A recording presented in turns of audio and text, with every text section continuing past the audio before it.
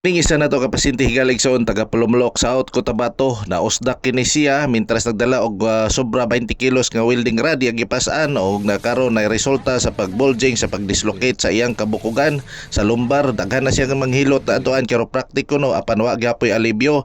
May adto sa balay tambalanan sa ospital nagkonsulta, nagpa-MRI, X-ray og uban pa nakita ditong operahanan gyud siya. Matod pa sa doktor niya operahan gyud siya apan nakita niya diri sa ato ang sa atong mga post sa Facebook og niadto siya diri sa ato ang clinic, sa ato ang gamayng home clinic. Ato dahil siyang gihatag ang pagtagad higaligson, ato siyang gi-evaluate unya, ato siyang gi-adjust ang iyang kabukugan, no? Dili lang kay usa ka session ni siya, no? Aduna pa gini mga senaryo sa iyang session.